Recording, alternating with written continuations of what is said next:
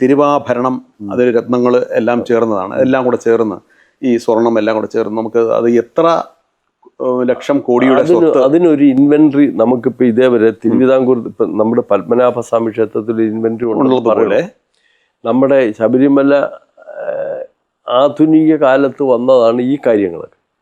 അതിനു മുമ്പുള്ള ഇപ്പം തിരുവിതാംകൂർ മഹാരാജാവ് കൊടുത്ത തിരുവാഭരണവും പന്തള രാജാവ് കൊടുത്ത തിരുവാഭരണവുമാണ് അടിസ്ഥാനപരമായി അവിടെയുള്ള നമ്മുടെ സ്ഥാവര സ്വത്ത്. അത് അസംഖ്യം കോടികൾ രൂപയ്ക്ക് വരും. ഒരു പക്ഷേ അതിനേക്കാൾ ഈടിരിപ്പ് നമ്മുടെ വൈക്കം, ഏറ്റുമാനൂർ തുടങ്ങിയ മഹാക്ഷേത്രങ്ങളിലുണ്ട്.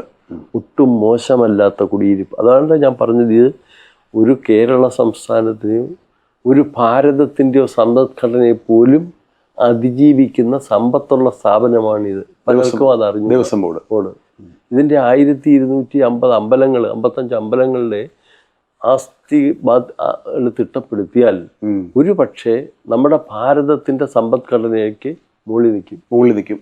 അതൊരു ഞെട്ടിക്കുന്ന അറിവാണല്ലോ. കാരണം ഇത് ആരും ഇതുവരെ അതൊന്നും ക്വാണ്ടിഫൈ ചെയ്തിട്ടില്ല. പക്ഷേ ഞങ്ങളിപ്പോൾ നമ്മുടെ കാലത്ത് പരിശോധനയ്ക്കൊക്കെ പോയി പലയിടത്തും കണ്ടിട്ടുള്ള അമൂല്യമായ രത്നങ്ങൾ, വൈഡൂര്യങ്ങൾ, പിന്നെ താമരമുട്ടുമാലകൾ, പിന്നെ സ്വർണ്ണ നെറ്റിപ്പട്ടങ്ങൾ, പിന്നെ സ്വർണ്ണ രൂപങ്ങൾ, സ്വർണ്ണ ആന രൂപങ്ങൾ, സ്വർണ്ണ കാളരൂപങ്ങൾ, ഇങ്ങനെയുള്ളതൊക്കെ നല്ല ഈടിരിപ്പുകളുള്ളൊരു സ്ഥാപനമാണ് ഇത്.